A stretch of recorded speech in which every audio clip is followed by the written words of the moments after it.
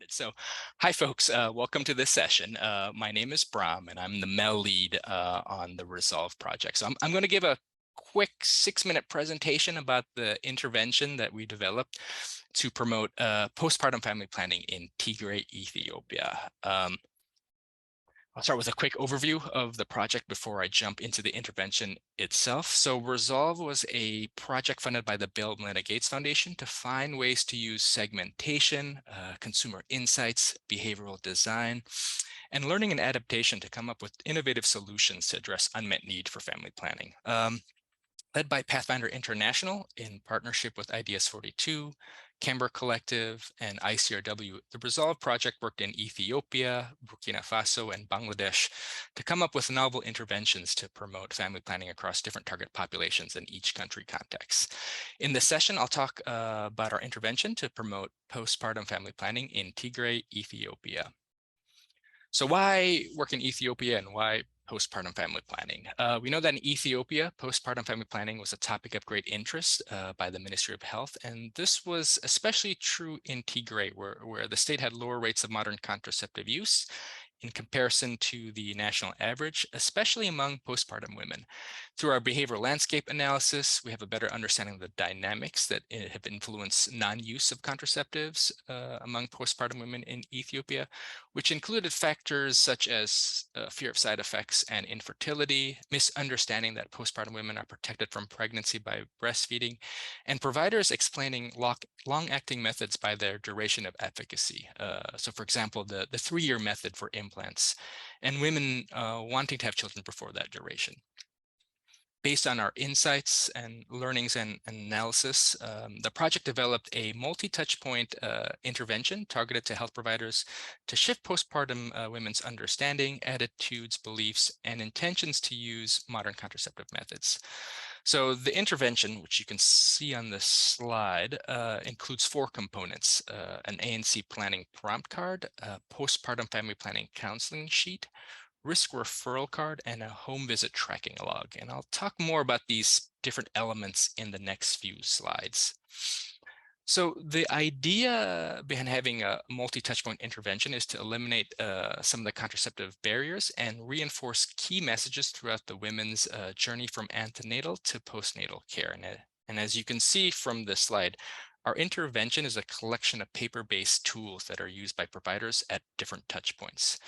So the first component of the intervention is the ANC planning prompt that providers and clients use to plan for and record dates for future FP counseling visits.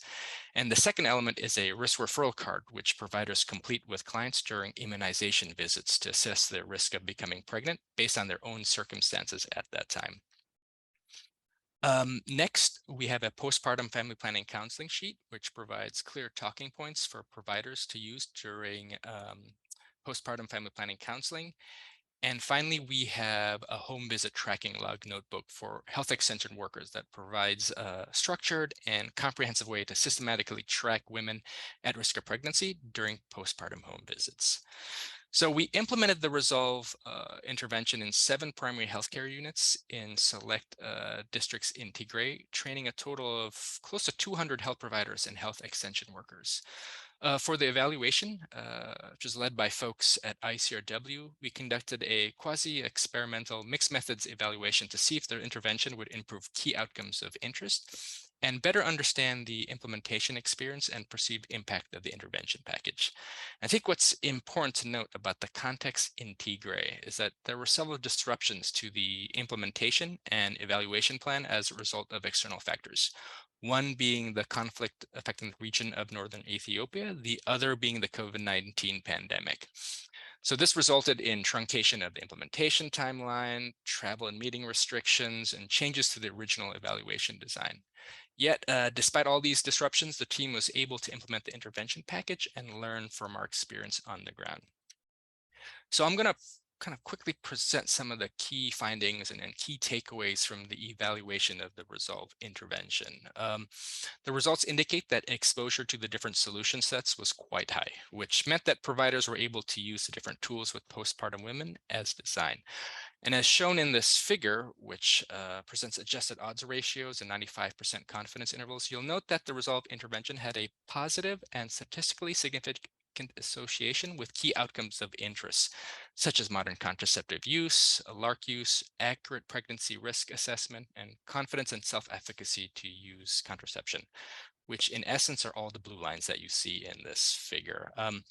And the results from our qualitative data suggest that providers had a positive experience with the Resolve intervention package, and that they believe that the behavior change associated with the solution set, in particular, the multiple touch points to help address key barriers and reinforce messages, contributed to the contraceptive uptake among postpartum women. At the end of the project, providers advocated for the scale-up of the Resolve solution set. They believed that the intervention was making a difference, and that this is supported by the findings from the external evaluation of the project.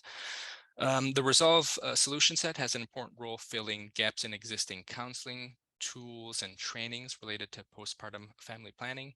And already providers were looking ways to integrate the intervention through existing mechanisms, as demonstrated by this quote. I do recommend all these supportive tools to be included at every short course training like family planning and PMTCT guidelines. This is because these guidelines have contraceptive utilization as part of their course. Therefore, if we incorporate these tools within these guidelines, it will be simple to administer the short course training as part of it.